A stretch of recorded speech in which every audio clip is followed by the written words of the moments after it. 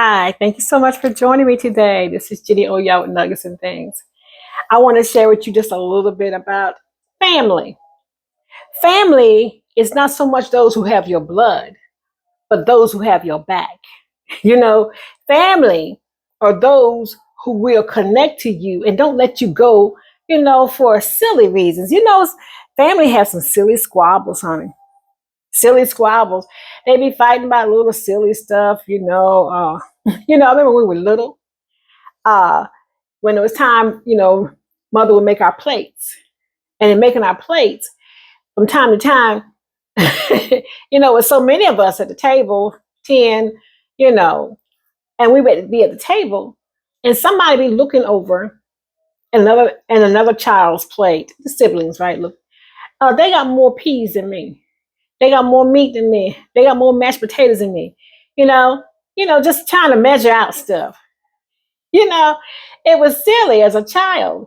But as we grow older, right, sometimes we have little, I know family members, I talk to them all the time, they haven't spoken in 20 years. And then you ask them what it was about, it'd be something so silly. They was playing bingo one day and they called out the number, they both won and they didn't share their part. It was $12. And $12, really? But people will fall apart over things that is really so silly, right? And when you think about the life that you have ahead of you, the most important things that you need to have is family in your corner, in your circle, in your world, because you're going to need family in this environment and in this time. Family is important, but sometimes family is not blood. Sometimes family is somebody you met on a corner store. You know, it could be, somebody that you've known, since childhood, but you consider them more as your brother than your natural brother or sister, whatever, And I've met many family members on my journey, and it's not blood related, but oh my goodness, honey, I wouldn't trade them for nothing in the world because they got my back. They're with me through thick and thin, right? And I'm telling you, if they hear of a hardship, they Johnny on the spot. They right there trying to figure out, what can I do? That's family. Sometimes we get confused about family and, we lose time and we mark it for, you know, unforeseen reasons when we really should be cherishing every moment that we have to spend with someone, right? Because family has great value. It has great value. Um, I think about one of my friends. She lives out in Cali, and there's nothing that I could ask her for in her time, in her love, in her prayers, that she would not drop anything and make sure, that I'm compensated for what I just asked for, right? And if I send her a message 2 o'clock in the morning, whatever time she turns over at night and she checks her phone and see that message, she's on me. She's on me. That that friend becomes a family, right? And we know of friends and people that you meet, they do become your family, right? They become somebody very important to you. And you just can't help it, that you cherish them as so. Lord, please don't let them break that mold and not value the position that you put them in.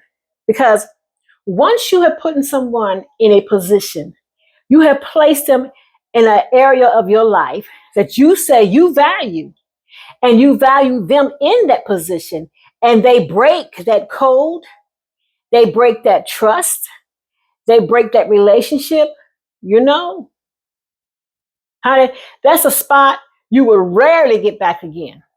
Rarely. You know, oh my goodness. I've had some great friends in life, great friends, and I wouldn't take anything away from them. Our friendship has changed through the years because our lives have changed, our distance have changed, and our relationship has changed based on something that transpired, right? I had a great friend who lost someone. She lost somebody, and when she lost somebody, a family member of hers, when she lost that family member, she just left everybody, you know, and waiting for her to come back one day and say, hey, she was she was trying to find her way back, because everybody, grieves differently. And you have to respect somebody when they're grieving. You don't have to understand them. You don't have to, place judgment on it. Or please, whatever you do, don't tell somebody that you should be over it by now, because that's not you grieving, for whatever the reason may be, right? But back to family, when you have someone close in your life, oh my goodness, don't take that for granted, because that it's not every day. When you are in a position, I got this friend, I got a friend, um, and I'm more than sure he'll probably be listening to this sometime through the course of today or tomorrow. And he's been a friend for years, and there's nothing I can't tell him about my life in its change, and up or down, that he's not been there. You know, he's been there through thick and thin. I sometimes call him my doctor. Like, I'm having a problem, oh gosh, I've been having this terrible indigestion lately, and he'll say to me, have you tried? Because he knows he'll go to the herbs. And he'll tell me an herb to use, right? And I go and I start using that herb, and sure enough, it works, And I appreciate him, because he has met a place in my life that I know I treasure. People come into your life and you place them wherever you feel as though they need to be. Not where they want to be now, honey, but where they need to be, right? And then you value them as such in that particular position and place. You know, I have girls, that I call on for different reasons. And because they're different reasons, they have different positions. And I respect them in the position in which they hold, right? And I don't try to make them feel as though they have got to be in another position or be like somebody else, because I wouldn't want no one to do that to me. You know, I had someone come to me probably, maybe a little over a month ago, and he said to me, he says, "Hey, hey, you haven't been speaking to me lately. I saw you the other day. You didn't speak." I said, "I saw you." He said, "Well, you didn't speak." I said, "I don't have to." He said, "What that mean?" I said, "Shoot, I thought that was self-explanatory." I said, "I ain't got to speak." He said, "Where'd that come from?" I said, "I don't fool with you like that." And he said, "What?" I said, "I don't fool with you like that." And he said, "What did I do?" I said, "Here we go." I said, "You don't know what track you got off on?" He says, "I would never do nothing that, wrong towards you. I like you, my friend." I said, "Oh, we ain't friends, honey. We're not friends, honey." I said, "You are not my friend." I said, "Mm-mm, you're not my friend." He said, "We're not friends." I said, "No, we ain't nobody's friend." I said, "No, mm-mm. You are this person, but you're not my friend." Okay. I said, "I've never told you you were my friend." I said, "You may have valued me as such, but I've never called you my friend." I said, "Because I don't like the way in which you talk to me." "What do you mean?" I like you." I said, "Mm-mm. No, that ain't no like, honey. Let me tell you something. If I tell you that respect's big to me. It's big, right? Because I'm going to respect you, and I want the same things in return. But if I tell you that I don't like when you say something to me, or you call me something that I don't think is respectful to me, right? I don't care how you feel about it. But if I say I don't like when you call me a name that I feel as though first of all, I don't know how you got up with that name. That's one. Number two, I said, you're not in the position to even call me that, right? Three, I've told you the first time you said that, don't call me that no more. I said, because you have no reason to call me that, right? "Oh, I just be playing with you." I said, "I don't play like that. I don't play like that. You need to deal with the people you be playing with, right? Apparently, you got some of the young chicks around here that think that's cute when you call them, little names that you call them, right? That's cute to them. So you keep calling them that, but I ain't none of them chicks you be talking to, right? First of all, you don't know me like that, so don't call me out of my name, right? And he said, "Oh, well, I thought I stopped calling you." I said, "Apparently you didn't, because we ain't talking, right?" Yeah, I said, "I see y'all every day. I see you every day. I just don't fool with you." I said, "I look right at you, and I said, stare right at you in your face, and I will not speak to you." I said, "Because I don't fool with you like that." He said, "Wow, I can't believe that. I, what happened?" I said, "Mm." I said, "Didn't I tell you that I did not appreciate you calling me out of my name?" He said, "But I stopped." I said, "No, you didn't stop." I said, "The first time you did it, I told you don't do it. Second time you did it, I said, I checked you on it twice. Then I stopped speaking to you for a while to let you know that ain't cool for me, right?" I said, "Then you turn around, oh gosh, maybe a couple months later, and you're going to slip up and call me that again." I said, "I don't know where you got the name from. I don't know, if that's something you used to use back in your day. But, I told you that don't go for me. We're not on that page in life, honey, that you can call me that. You can't call me that, babe." And so he said, "Well, I don't think I've done no more." I said, "Yeah, you've done it 7 more times. That's why I don't fool with you. That way you ain't got to worry about slipping up, calling me a name that I told you I don't appreciate. So I don't talk to you. That way I ain't got to worry about you slipping up and calling me out of my name. Because that is not my name. My name ain't Frosty. My name ain't Ginger Snaps. My name ain't Cocoa Butter. So you don't need to call me that." Yeah, I said, "You called me by my name. You can call me Jenny." I said, "But you don't call me anything other than that to make it like this, like we on some kind of different, rim, lime, or whatever you think you might be on." I said, "Because if you do it now, if you do it between me and you, you'll do it out in public. And so I checked you here. So you won't do it in public." I said, let me tell you about this. Let me tell you about this. And I said, "This is how I know that you know better." I said, "My son's standing here beside me. Would you call me that?" I said, "Yeah, hesitate. That's what I mean. You hesitated, right? The reason why you hesitated because you know you would not have called me that, right? So if you wouldn't call me that in front of my son, don't you call me that when he ain't around." I said, "Don't worry about respecting him. You respect me, you know?" I said, "I ain't worried about him, honey. You better."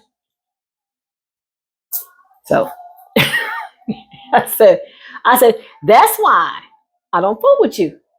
I don't speak. I don't bother with you because I don't want you to ever think that little, side talk you be talking to me, it ain't cool." I said, "Because let me tell you something. I don't look at you. There's some things I might would have called you. You know what I'm saying? You know, because I'll think it's cute.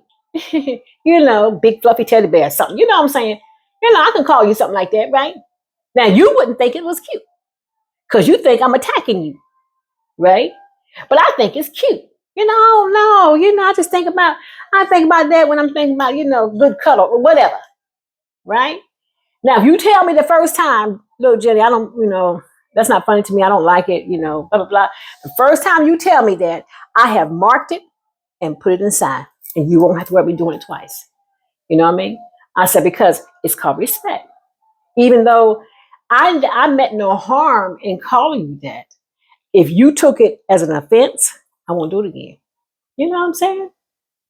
And that's what moves people, honey, from friendship, to friends, or whatever. Even being able, we're not even conversating no more. You know what I'm saying? There are people in my life that we just don't even talk no more. Just, you know, they see me, I see them, we acknowledge we see each other, and we keep it stepping, you know, whatever the reason may be, you know? And that's what life does. But then I look at people, there's some people in my life, good gracious, honey.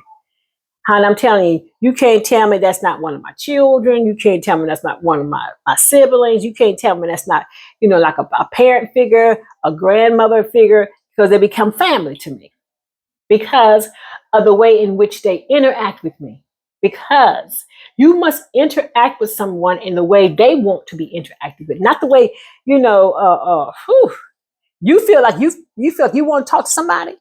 may not be agreeable to them. You know, you talk to them in a manner in which they, what's acceptable for them. You know, who, it's like elementary stuff to me.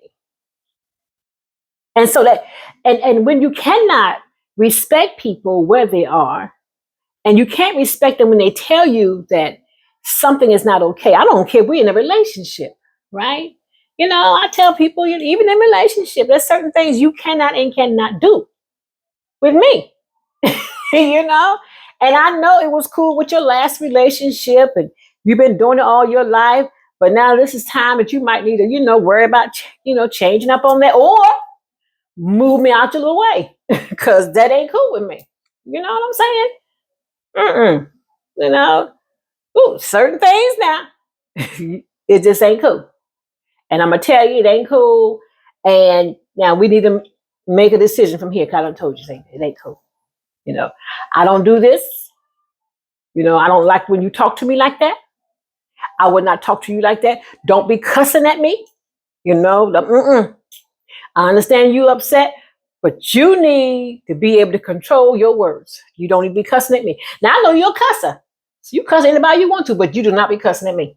Because I know you can speak the language, right? So speak English. I understand it I articulate well. Because I'm not going to cuss at you. I'm not going to talk down to you. And I'm not going to be calling you all out your name and saying things below the belt to you. I don't want you to do it to me. I know you're upset. Be upset, honey. But make sure you're always respectful. Right? It makes sense to you. Honey, please. It's upset. Whoo, honey. This fire here. Whoo, when she get riled up, honey, they can cancel Christmas, honey. Because this is something, it's a whole new thing get ready to happen. Because I'm upset. But I'm never that upset that I'm going to disrespect you in the position in which I have put you in a respectful way. Now, I'm mad with you now. I don't like what you did. Now, my first thing I'm going to tell you is it's time for me to move out of your presence because I don't want to say something that I later regret, right? So let me go ahead and close this conversation. Let me get off the phone with you. Let me just pick up my little stuff and go home, whatever. I need to get some space between us because I'm upset.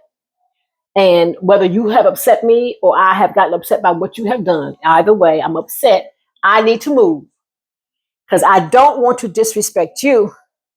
And in turn, the apology is sincere, but it should never have to be used when I know that I love you so. And when you love somebody, you always got breaks, honey. Because I love you. You got breaks. Woo! Don't tell me you can't find your breaks, honey, when you love somebody, because you'll find breaks, baby. You hear me? I have a little sister. She about a year younger than me. Me and her like, right? And we were young, honey. She would get mad with me and she'd go wailing in on me. I could never lose my temper with her. Never. And I know she's mad. She done lost her temper. She's hot. And she's wailing on me. And all I try to do is keep her hands back and I'm laughing because I love her so. And my love would never allow me to hurt her. And love doesn't. Love would never allow you to hurt somebody that you love, not purposely. And sometimes, you might slip up and do something that you later on say, baby, I'm so sorry. I didn't mean that. I'm so sorry. You know what I mean? And then when you're really sorry, it's a one and done, right? You did it. You apologize for it. And you ain't got to worry about tripping over it again because you now realize the pain it caused somebody that you love. Now, that's how it's supposed to be. And finally, when you got family, they understand that, honey, because family loves you. They love you, baby. And when they love you, they are always cautious of how they talk to you, do you, and act around you because of that love. They're sensitive to something. They just lost a child. You're not going to be talking about something that caused them to be triggered and start missing something that, you're talking about all this stuff around them when they just, you got to be sensitive about those who are around you that you say you love. Family, honey. Always be cautious and conscious of family because they're valuable. Put them in their place because they're valuable. Treat them as so. Okay? You have a fabulous day. And remember, honey, family ain't always blood, but family always has your back. Jenny O, y'all with Nuggets and Things. Subscribe if you need to. Thank you for your time. Let your light forever shine. You be great. You be awesome. Ooh. Ha, boy, I'm telling you. It is a wonderful moment for me. A wonderful moment. I can feel it. Something is moving, and it's moving so wonderful for us. It's going to make our lives better. Jenny O, y'all Nuggets and Things. You be fabulous. I love you so much. Let your light shine.